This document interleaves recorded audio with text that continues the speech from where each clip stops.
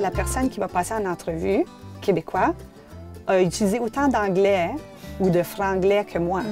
Mais on n'est pas inquiet de son français, lui. Lui, il ne va pas le perdre, son français. Mais Lynn, toi, peut-être, fais attention, là, tu vas le perdre. Je pense qu'il y a du monde qui voit aussi le franglais comme de l'extérieur, comme on entend souvent le mot paresseux. C'est paresseux.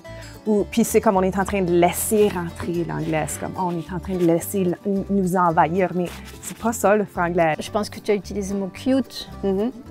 Je pense qu'on dirait mignon, ça n'aurait pas la même portée ici. C'est ça qu'on dirait en France. Mais donc, c'est quoi le mot qui porte le plus, qui dit le plus localement? Ouais. Il y a une responsabilité. Oui. On responsabilise. Oui, un gros sens de responsabilité. Puis moi, je m'inquiète juste que certaines personnes vont juste dire « je la prends pas, cette responsabilité-là ». Exactement, c'est le risque. Parce que c'est lourd à porter. Absolument. C'est très lourd. Nous parlons du franglais dans cet épisode. Polarisant, réconfortant, dangereux, réaliste, le franglais a tendance à diviser la communauté. Moi-même, je suis une adepte du franglais.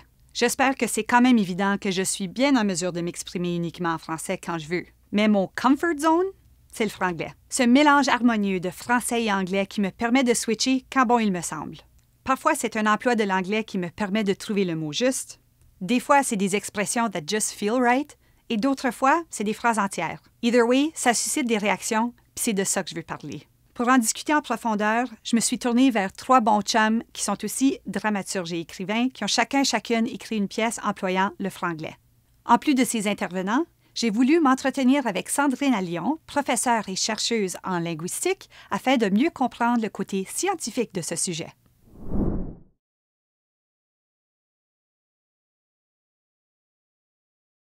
Je pense que quand on est francophone minoritaire, puis même au Québec, juste avec toute cette question linguistique qui tourne autour du Québec depuis toujours, quand tu es au Québec, c'est omniprésent. C'est vraiment comme cette idée de nous contre eux. C'est vraiment comme cette peur, cette paranoïa même, je dirais, de perdre la langue, au point où ce que ça fige puis ça paralyse les gens dans leurs pensées, dans leurs valeurs, puis au point où ce que, ouais, on dit, tu nous trahis, tu déménages à Toronto, tu sais, c'est pas juste la langue, c'est même quitter la communauté ou, tu sais, des trucs de même, ou, toi, t'es un auteur-compositeur francophone puis t'as commencé à chanter en anglais. Tisk, tisk, tisk. C'est comme... Je sais pas, comme... Il faut peut-être repenser à qu'est-ce qui qualifie notre identité francophone à cause... des fois, je pense qu'il y a un peu trop de négatif. Je pense qu'il y a juste trop de tension ou trop de responsabilité, peut-être même sur nos épaules. Comme, c'est comme, wow, c'est lourd, tu sais. Tout l'avenir du français au Manitoba est sur vos épaules. Puis c'est pour ça peut-être que certains francophones disent, c'est trop, cette responsabilité-là, puis je refuse d'être responsable de ça, puis choisissent de vivre leur vie en anglais, puis lâchent petit à petit le français, s'investit. Comme le français, il se vit juste dans la famille, peut-être, quand ils visitent leurs parents.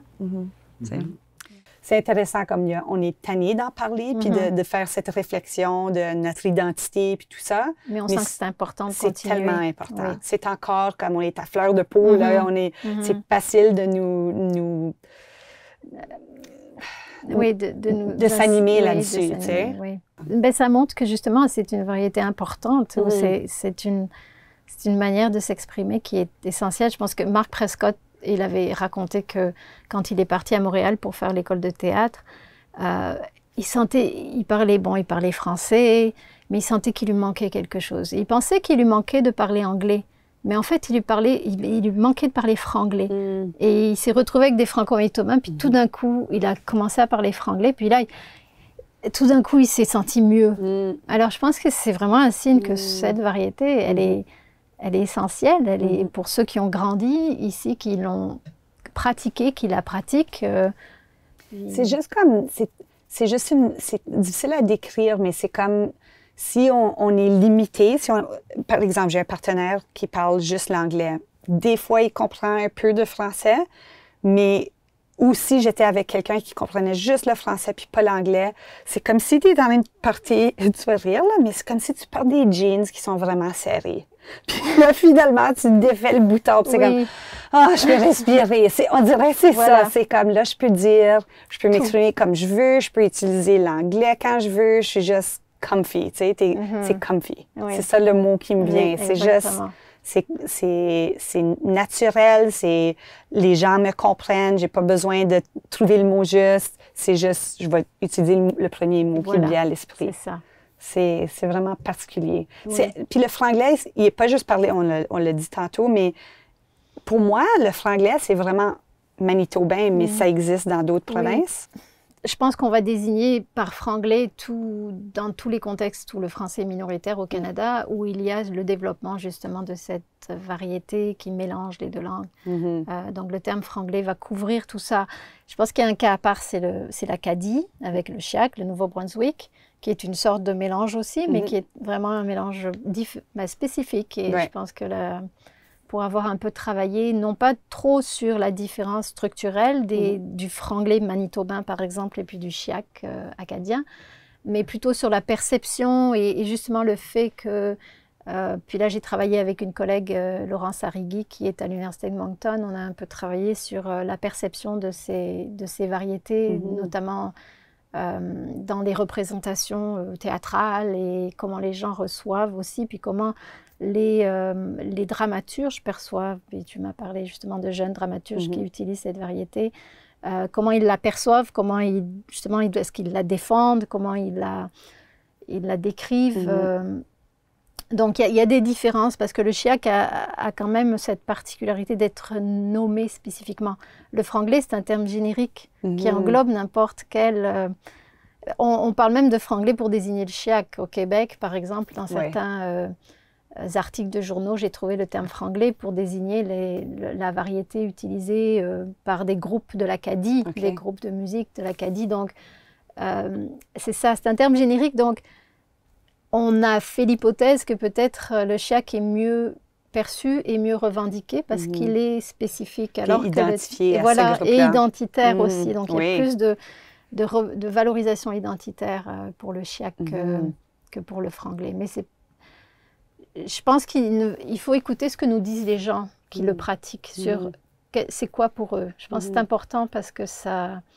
Comme tu nous l'as décrit ici, là, tu as utilisé cette image, très belle image de déboutonner, tu sais, te sentir serré tu es mal à l'aise, tu as besoin d'avoir de la place, et voilà, tu la prends, et là, tu peux vraiment couvrir ton champ d'expression. Tu nous avais parlé de ton expérience de ta lecture à l'École nationale. Peux-tu nous en parler? Yeah, c'était terrifiant, puis... Tu sens que j'avais fait une résidence à l'École nationale de théâtre, puis je peux prétendre que j'avais pas de complexe d'infériorité comme francophone du Manitoba, mais guess what? J'en avais, puis j'en ai peut-être encore un peu. Mais je voulais prendre avantage du fait que justement je faisais une résidence à l'école élite, puis je dis élite en guillemets à cause, je sais pas si je crois vraiment à ça, mais eux autres, il y a une philosophie que l'École nationale de théâtre devrait être l'école élite de théâtre au Canada, si pas au monde, ou devrait être un des. Et j'avais ce texte en chantier, puis j'avais rien d'aligné au Manitoba, puis j'avais pas vraiment fait lire à voix haute nulle part, puis je suis comme, personne me connaît ici. on va le glisser, on va le donner. Puis ils ont fait ce qu'en anglais on appelle un cold read, qui veut dire que le texte est donné aux comédiens, puis ils n'ont pas le temps de travailler. Ils lisent littéralement ce qui est sur la page devant eux pour la première fois. Puis c'est tous des jeunes, du sens que dans la vingtaine, tous viennent soit de Montréal, Québec ou de quelque part en France. Il y a personne qui vient de l'extérieur ou dans le reste du Canada. Et je suis comme, oh God, comment ça va passer? C'est très franglais. Mais la réaction des jeunes, c'était, finalement, un texte contemporain, jeune, qu'on sent qu'on peut jouer avec, qu'on voudrait être casté là-dedans à cause qu'il y a beaucoup de liberté, puis ça nous ressemble. Ça nous ressemble. Puis je suis comme, ah, tu viens de Laval? Ah, OK, cool. Mais la réaction des profs, à l'inverse, c'était, ah, c'est cute le langage que tu as utilisé. Puis les autres s'atténuaient et se concentraient sur le langage et non la mise en situation. Les thèmes. Yeah.